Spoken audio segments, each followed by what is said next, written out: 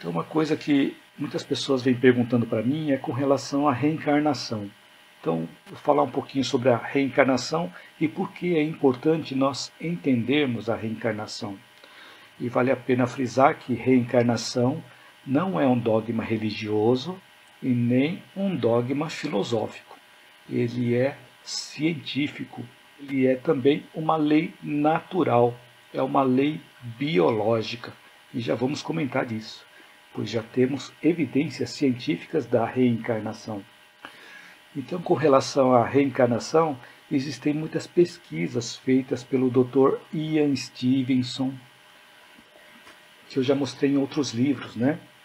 Crianças que se lembram de vidas passadas, do Dr. Ian Stevenson, casos europeus de reencarnação, e temos também mais um livro aqui, 20 casos de reencarnação, é um livro bastante grosso, com muitas pesquisas, e ele é falecido, mas existe uma outra pessoa também chamada Jim Tucker, que ele está dando continuidade nessas pesquisas do Dr.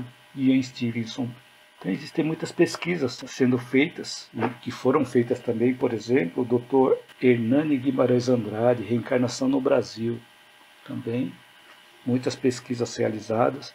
Então, existem várias obras explicando a reencarnação. Então, tem um caso interessante que vocês mesmos podem encontrar na internet, de forma bastante simples. E depois da edição desse vídeo eu vou deixar o link também na descrição do vídeo. É sobre a reencarnação de James. Ele também virou um livro. Então o livro chama-se A Volta.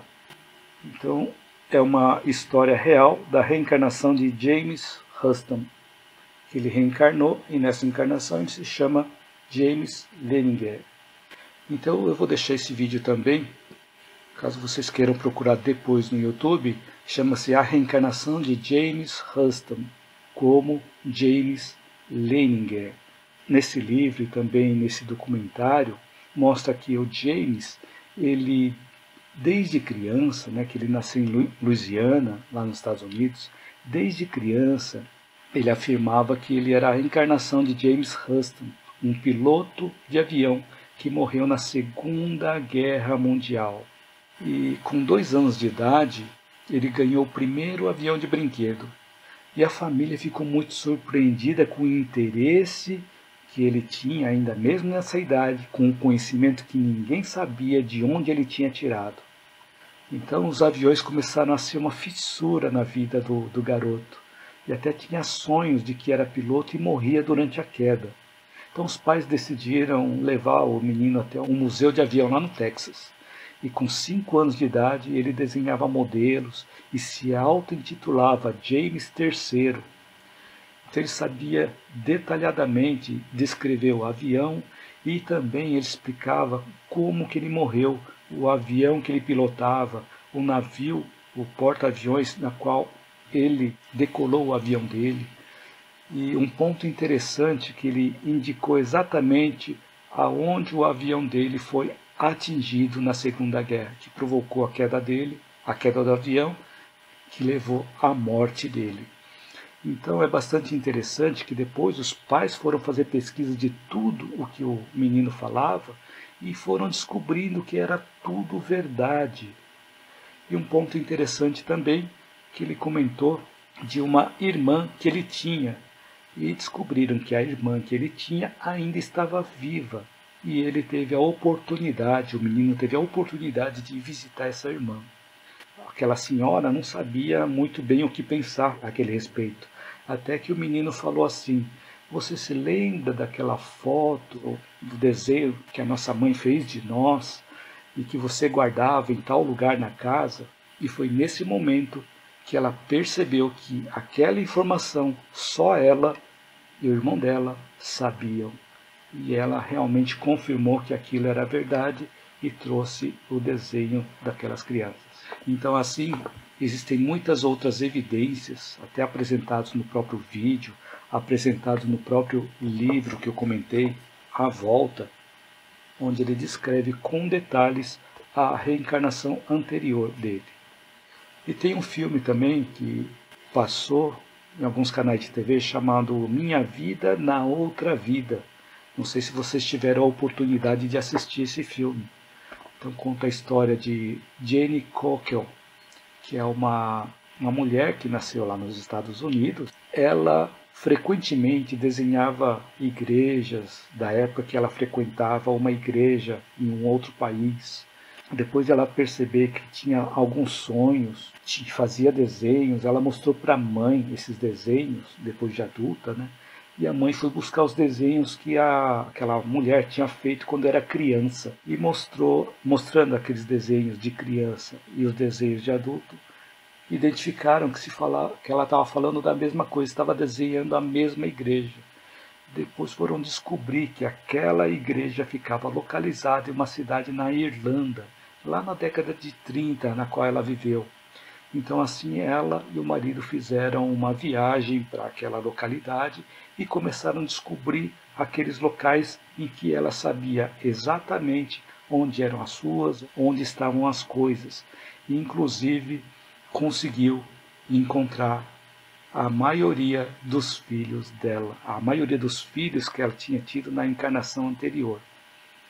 Então, esse filme é bastante interessante, que ele aborda bastante conflitos familiares, mostra a vida, mostra a morte e também mostra as lembranças da reencarnação anterior. Então é um filme bastante interessante, caso vocês tenham a oportunidade de assistir. O filme chama-se Minha Vida na Outra Vida. Então assim nós temos várias evidências científicas também, essas questões de crianças que se lembram de vidas passadas, né? E tem uma outra questão que não precisa envolver lembranças. Tem algumas evidências que são objetivas e não subjetivas, porque não depende das memórias das pessoas pesquisadas. Então pôde-se obter fotos ou esboços de marcas ou defeitos de nascenças, que em muitos desses casos foi possível comparar com os ferimentos que causaram a morte da pessoa que personificou a encarnação anterior do paciente estudado. Então muitas pessoas nasceram com marcas de nascença e conseguiram identificar que na encarnação anterior aquela marca de nascença tinha sido provocada por algo na vida anterior.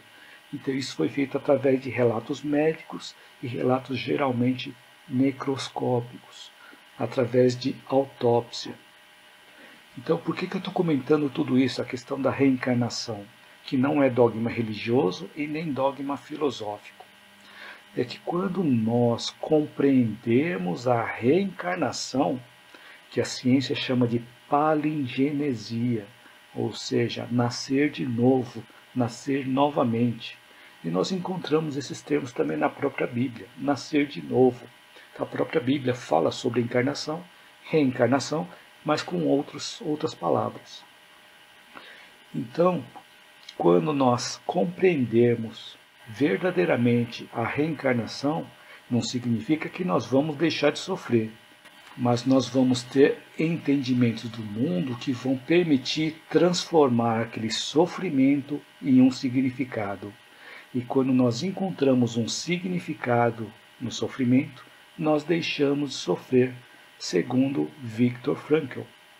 E quando nós entendemos muito bem, compreendemos muito bem a reencarnação, nós vamos deixar de ter aversão às pessoas estrangeiras, porque nós saberemos que nós podemos reencarnar naquele país ou naquele povo que agora nós rejeitamos ou nós não gostamos.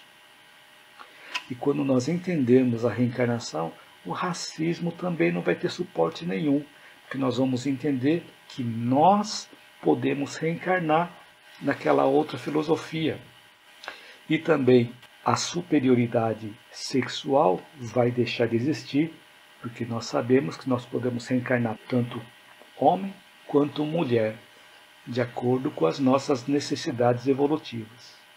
Então, quando nós temos um preconceito por algo, preconceito por alguém, nós estamos assinando a nossa próxima reencarnação.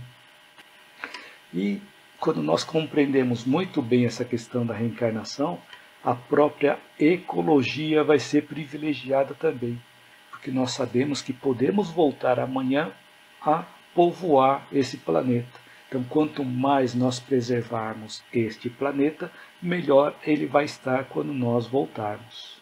Então, a questão da reencarnação faz com que a gente tenha uma visão mais ampla da situação e podemos ter um entendimento melhor da lei de causa e efeito, muito ensinado pelos grandes sábios, pelos grandes mestres.